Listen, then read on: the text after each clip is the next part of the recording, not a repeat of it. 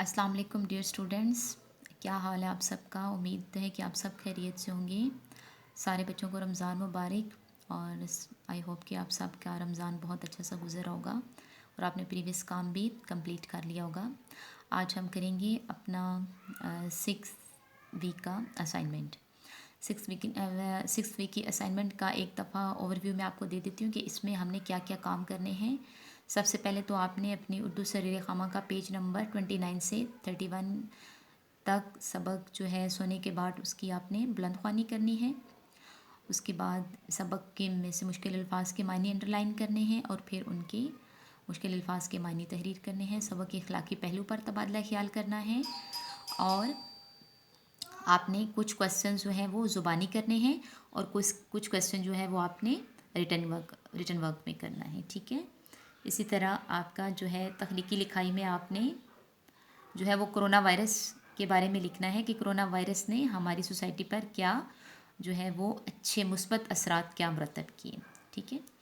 तो हम आते हैं अपने काम की तरफ। तो हमारे आज का काम करने के मकसद ये हैं कि हम सबक की अच्छे तरीके से बुलंदख्वानी करेंगे, फिर उनके मुश्किल अल्फाज के मायने जान सकेंगे और सवालात के जवाबात तहरीर कर सकेंगे। ये आपके सामने किताब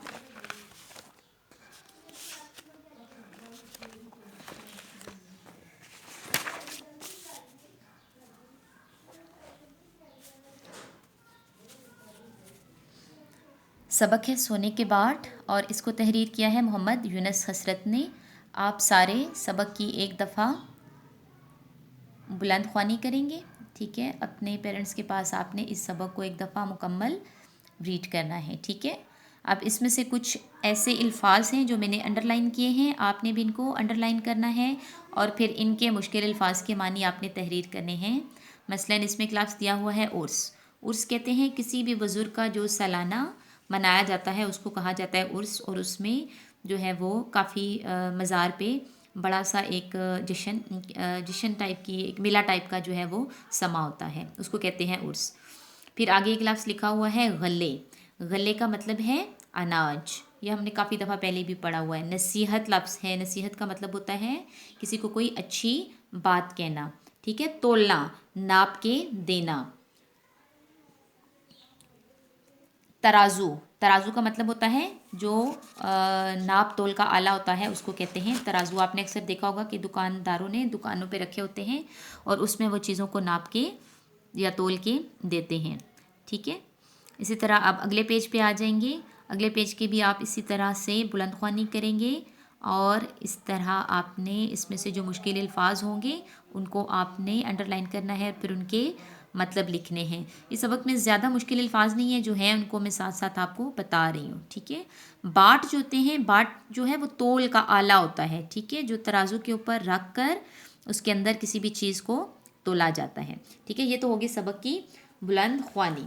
ठीक है। अब हम करेंगे सबक के इखलाकी पहलू पर तबादला ख्याल। ठीक है। जब आप सबक पढ़ेंगे तो आपको पता चलेगा कि सबक का इखलाकी पहलू क्या है। सबक का इखलाकी पहलू सबसे पहला तो ये है कि मजहबी अकायद की पासदारी।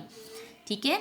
मजहबी अकायद की पासदारी से मुराद ये है कि नाप तोल में कमी को अल्लाह ताला ने सख्त नापसंद फरमाया है और हमसे पहले जो कौमें थीं उन पर अज़ाब भी इस वजह से आए हैं क्योंकि वो नाप तोल में कमी करते थे। ठीक है। हज़रत शुएब अलैहिस्सलाम की जो कौम थी उन पर अज़ाब किस वजह से आया था, क्योंकि उनकी कौम जो थी वो नाप तोल में कमी करती थी और बारहा अल्लाह ताला और उनकी तरफ भेजे के पैगम्बर के मना करने के बावजूद भी वो नाप तोल में कमी करते थे, जिसकी वजह से उन पर अज़ाब भेजा गया है। और ये कोई छोटा गुनाह नहीं है और इसको बहुत छोटी बात नहीं समझनी चाहिए। ये बहुत बड़ा गुनाह है जब हम नाप तोल में कमी करते हैं। ठीक है। क्योंकि अल्लाह ताला ने कहा है कि तराजू को जो है वो इंसाफ के साथ तोलो और बराबरी रखो। ठीक है। ये तो इसका मजहबी पहलू है।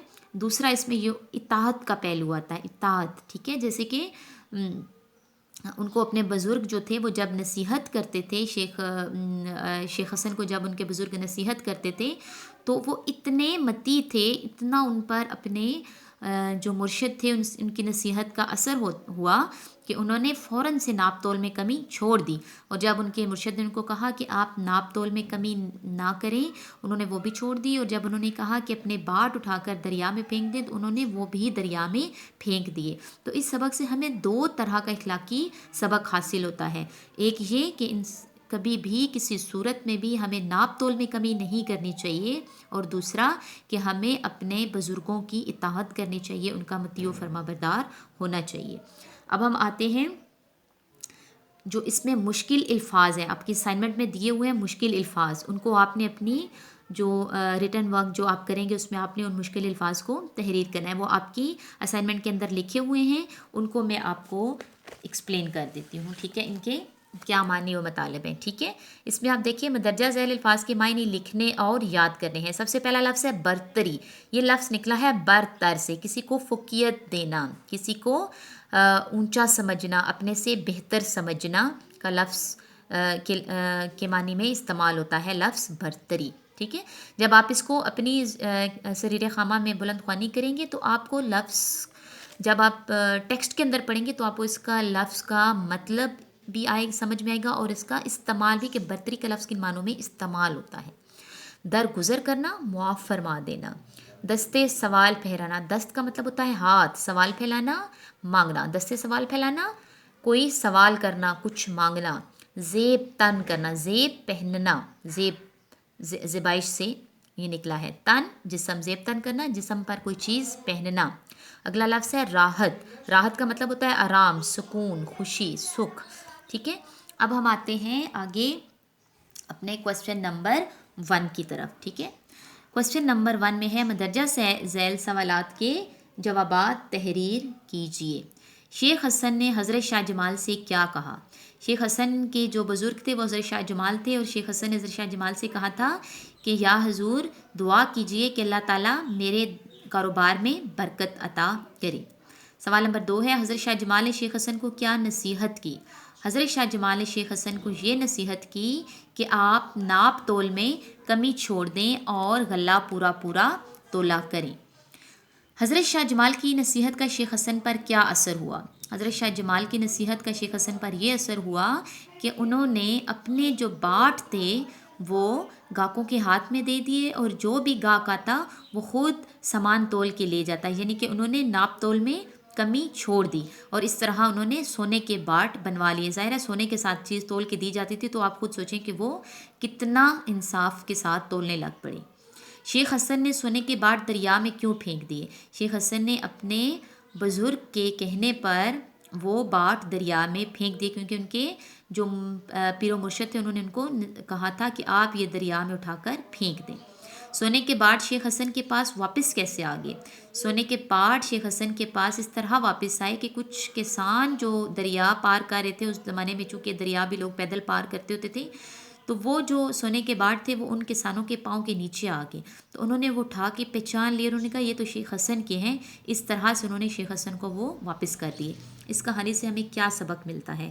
اس کہانی سے ہمیں یہ سبق ملتا ہے کہ ہمیں ناپ تول میں کمی نہیں کرنی چاہیے، اور دوسرا یہ بھی ہے کہ ہمیں اپنے جو بھی بزرگ ہیں ان کی اطاعت کرنی چاہیے اور ان کی بات ماننی چاہیے۔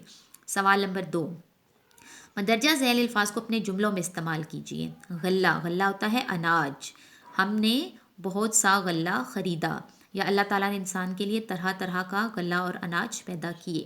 نصیحت، اچھی بات کہنا، میرے دوست کی نصیحت کا مجھ پر ایسا اثر ہوا کہ میں نے فوراً سے اچھے کام کرنے شروع کر دیے، یا فوراً سے درست کام کرنا شروع کر دیا۔ اعتراض، میرے بھائی کو میری ہر بات پر اعتراض ہوتا ہے۔ اعتراض ہوتا ہے نکتہ چینی کرنا کسی بات پہ۔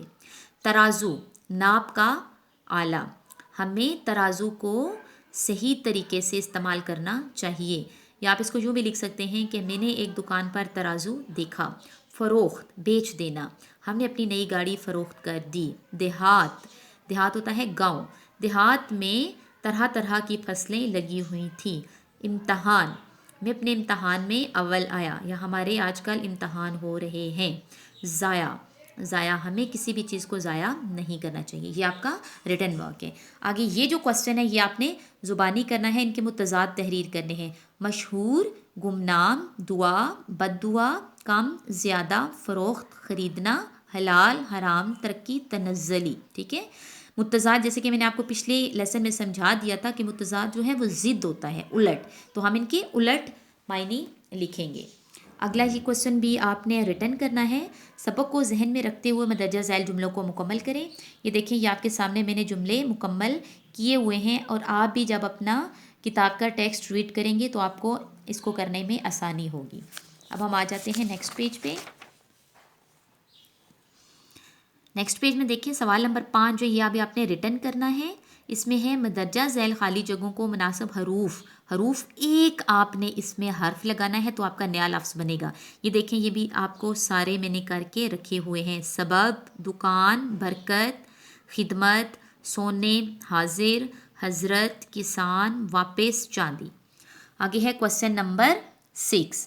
یہ تو ہے ایسے ہیں کہ آپ کی کتاب کے اندر سے ہی پیراگراف دیا گیا ہے اور اس کو آپ نے جو ہے مختلف حروف کی یا الفاظ کی مدد سے مکمل کرنا ہے. ٹھیک ہے. آگے ہے سوال نمبر 7. یہ آپ نے ریٹن ورک کرنا ہے. ٹھیک ہے. اس کو آپ نے لکھنا ہے. 2 یا 2 سے زیادہ لفظوں کے مجموعے کو مرکب یا کلام کہتے ہیں, جیسے مشہور, بزرگ. اب دیکھیں یہ 2 لفظ ہیں, جیسے کہ میں نے آپ کو پچھلے لیسن میں بھی بتایا تھا کہ مرکب الفاظ ہوتا ہے کمپاؤنڈ ورڈ جس کو آپ انگلش میں کہتے ہیں. ٹھیک ہے. کمپاؤنڈ جب آپ سائنس میں بھی آپ کنسیپٹ پڑھتے ہیں نا, کمپاؤنڈ ہوتا ہے 2 یا 2 سے زیادہ چیزیں جب ملتی ہیں تو ان کو کمپاؤنڈ کہتے ہیں. اسی طرح مرکب بھی جو ہوتے ہیں وہ 2 یا 2 سے زائد الفاظ جب مل جاتے ہیں تو ایک نیا ورڈ بنتا ہے, اس کو ہم کہتے ہیں مرکب یا کمپاؤنڈ ورڈ. جیسے مشہور ایک الگ لفظ ہے اور بزرگ, لیکن جب ہم نے بزرگ کے پیچھے لگایا مشہور تو یہ ایک لفظ بن گیا مشہور بزرگ. تو اب یہ ایک مکمل الفاظ کے ایک لفظ کے معنی دے گا, تو اس کو ہم کہتے ہیں مرکب یا کلام. اب آپ نے سبق میں سے 5 مرکبات تلاش کرنے ہیں. قیمتی چیز, حلال کمائی, تمہارا امتحان, مشہور بزرگ, کچھ کسان, سونے کے باٹ. یہ سارے کیا ہیں مرکب الفاظ ہیں اور ان کو آپ نے اپنی کتاب میں تحریر کرنا ہے. ٹھیک ہے. یہ تو ہو گیا ہمارا اردو لٹریچر کا کام. ٹھیک ہے. آپ کا جو سکسیس کرائٹیریا یا کامیابی کا معیار ہے وہ یہ ہوگا کہ آپ نے تمام سوالات کے جوابات اچھے سے ریڈ کر کے ان کے آنسرس کو تھورولی تحریر کرنا ہے. اسی طرح جو آپ کا زبانی کام ہے وہ آپ نے اچھے سے اس کو ریڈ کر کے اپنے ماما یا بابا کو وہ سنانے ہیں. سبق کی بلند خوانی اچھے سے کر کے ان کے تمام مشکل الفاظ کو آپ نے ریممبر کرنا ہے, ان کو یاد رکھنا ہے, اور جو مشکل الفاظ کے معنی اسائنمنٹ میں دیے ہوئے ہیں ان کو آپ نے تحریر کرنا ہے. شکریہ.